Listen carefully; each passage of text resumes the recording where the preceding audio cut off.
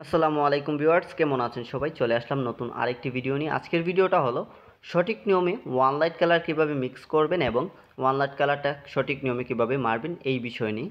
তো আশা করি ভিডিওটা সবাই না টেনে শেষ পর্যন্ত দেখবেন এবং ভিডিওটি ভালো লেগে থাকলে অবশ্যই লাইক কমেন্ট শেয়ার করে দেবেন। তো শুরুতেই দেখে নিব কীভাবে কালারটা মিক্স করতে হয়। তো সর্বপ্রথমে নেবেন ক্লিয়ার সিলারের পরিমাণ 300 গ্রাম, তারপর নেবেন টপ কোডের পরিমাণ 200 গ্রাম। আর কালারটা মিক্স করার জন্য অবশ্যই একটা পাত্র নিয়ে নেবেন যেটার মধ্যে আপনারা কালারটা মিক্স করবেন। তারপর যেটা দেবেন সেটা হলো 4 ফুট 6 থিনার। 4 ফুট 6 থিনারের পরিমাণ 600 গ্রাম। ভিডিওটি যদি আপনাদের কাছে ভালো লেগে থাকে অবশ্যই শেয়ার করবেন, আর আপনি যদি আমার চ্যানেলের নতুন দর্শক হয়ে থাকেন অবশ্যই আমার চ্যানেলটিকে সাবস্ক্রাইব করে পাশে থাকা বেল আইকনটি প্রেস করে দেবেন। তারপর যে জিনিসটা দিবেন 4 ফুট 6 থিনার দেওয়ার পর হার্ডনার। তো হার্ডনারের পরিমাণটা দিবেন আপনারা 300 গ্রামের মতো। 300 গ্রাম থেকে বেশি দেওয়া যাবে না, কমও দেওয়া যাবে না। তো হার্ডনার দেওয়ার পর আপনারা ওয়ান লাইট কালারটা দিবেন। ওয়ান লাইট কালারের পরিমাণ আপনারা কতটুকু দিবেন? যদি লাইট কালার করেন সেই ক্ষেত্রে আপনারা আমার মতো 2 ডিপা কালার দিবেন, আর যদি ডিপ কালার করেন তাহলে আপনারা একটু বেশি দিতে পারেন, 4 ডিপা 5 ডিপা দিতে পারেন। তো কালারটা ঠিকঠাক মতো দেওয়ার পর আপনারা অবশ্যই ভালো করে নাড়াচাড়া দিয়ে মিক্স করে নেবেন। মিক্স করে নেওয়ার পর যখন আপনারা কালারটা ঘানের মধ্যে নেবেন অবশ্যই সুতি তেনার সাহায্যে ভালো করে কালারটাকে ছেঁকে তারপর আপনারা কালারটা গানের মধ্যে নেবেন। তা না হলে কিন্তু কালারের মধ্যে যেই ময়লাটা ওই ময়লাটা আপনার গানের মধ্যে চলে যাবে এবং আপনি যখন কালারটা করবেন তখন ওই ময়লাটা গানের দিক দিয়ে বের হয়ে কালারটা বিচি বিচি হয়ে যাবে, দেখতে বেশ সুন্দর দেখা যাবে এবং ফিনিশিংটা ভালো আসবে না। তার জন্য অবশ্যই সুতি তেনা দিয়ে ছেঁকে তারপর আপনারা কালারটা মারবেন।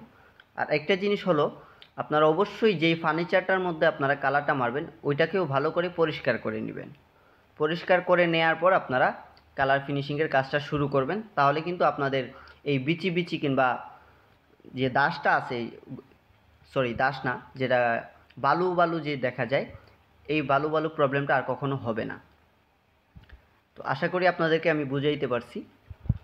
তো ভিডিওটা বেশি বেশি করে শেয়ার করবেন, কারণ আপনার একটা শেয়ারে হয়তো আরও 10 জন দেখতে পারবে এবং বুঝতে পারবে, শিখতে পারবে। আমি চাই আপনারা আমার ভিডিওগুলো দেখে কিছুটা পরিমাণ হলেও শিখেন, বুঝেন। তার জন্যই কিন্তু আমি ভিডিওগুলো আপলোড করে থাকি।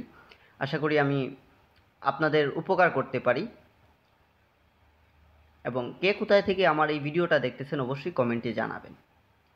আর অবশ্যই কালারের যে মারার যেই টেকনিকটা আপনারা হাওয়া কম দিয়ে মানে মিডিয়াম দিয়ে মারবেন এবং 2 টান কালার মারবেন। 2 টানের উপর 3 টান মারবেন না। যদি লাইট কালার করতে চান তাহলে অবশ্যই 2 টান মারবেন, আর যদি ডিপ কালার করতে চান 3 টান বা 4 টান মারতে পারেন। যদি কালারটা আপনি ডিপ করেন তাহলে কিন্তু 3 টান বা 4 টান মারবেন, আর যদি লাইট কালার করেন তাহলে অবশ্যই 2 টান মারবেন।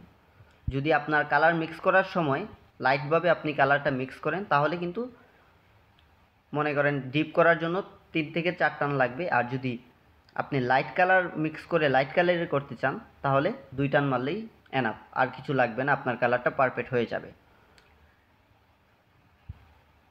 এবং কালার করার পর আপনারা অবশ্যই 2 থেকে 3 ঘন্টা সময় দিবেন কালারটা শুকানোর জন্য। তারপর আপনারা ফিনিশিংয়ের কাজটা শুরু করবেন এবং ফিনিশিংটা দিবেন।